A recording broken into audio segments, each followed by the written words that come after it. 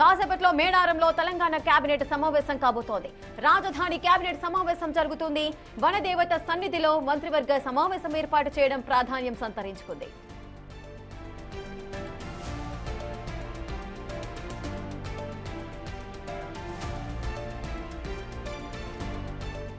చేసి అన్యాయాన్ని ఎదిరించి ధైర్యంగా ఎదిరించి న్యాయం కోసం వాస్తవం చెప్పాలంటే మహిళా సాధికారికత మనం ఈనాడైతే మాట్లాడుతున్నామో అంటే ఆనాడే వందల సంవత్సరాల క్రితమే మరి మహిళా సాధికారికతకు వాళ్ళు మరి చూడడం జరిగింది.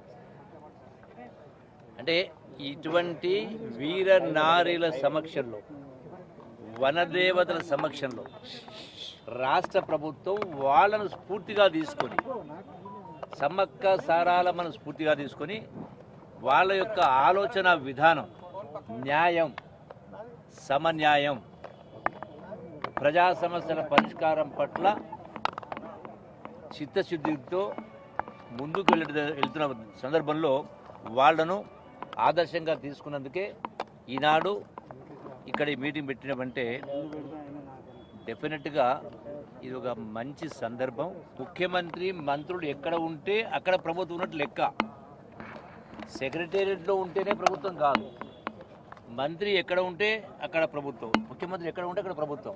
సో ప్రభుత్వం మొత్తం కూడా ఇలా ఆదివాసీల ప్రాంతం, గిరిజనుల ప్రాంతానికి ఇక్కడికి వచ్చి వాళ్ళ సమక్షంలో చేస్తూ ఉంటే ఖచ్చితంగా ఈ యొక్క సమ్మక్క సారాలమ్మను స్ఫూర్తిగా చేస్తున్నప్పుడు గిరిజనులు కూడా సంతోషిస్తారు.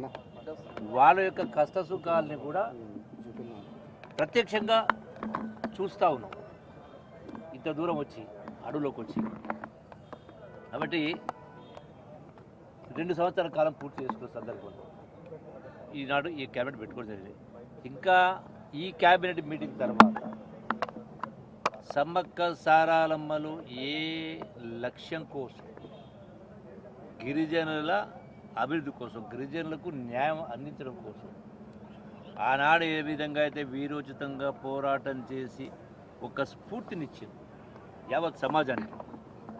మరి ఈనాడు వాళ్ళు వ్యక్తులు కాదు, ఆనాడే మహిళా శక్తులు. మరి యావత్ ఇలా ఏషియాలోనే అంటే ఆసియా ఖండంలోనే అత్యంత గొప్ప వైభవంగా నిర్వహించుకుంటున్నటువంటి ఈ సమ్మక్క సారాలమ్మ జాతర. సారాలమ్మ ఆనాటి యుద్ధంలో వీరమరణం పొందింది. సమ్మక్క ఆనాడు అడవుల్లోకి వెళ్ళిన తర్వాత చనిపోలేదు, ఆమె అదృశ్యమైందని, మా గిరిజనులకు ఒక దేవతగా, మా గిరిజనులను కాపాడేందుకోసమే ఒక దేవతగా మారిందని ఇలా యావత్ గిరిజనులు మొత్తం కూడా విశ్వసిస్తూ ఉన్నారు. వాస్తవం కూడా ఇప్పటికి కూడా ఆరాధ్య దైవంగా భావిస్తూ ఉన్నారు.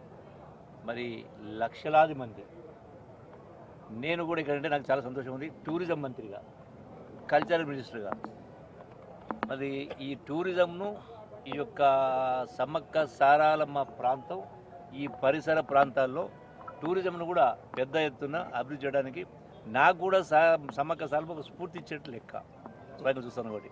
సో మంచి కార్యక్రమం. దీని తర్వాత కూడా ఇంకా మంచి జరగాలని క్యాబినెట్లో అంశాలు బయట ప్రస్తావించకూడదని మేము ప్రమాణం చేసినప్పుడే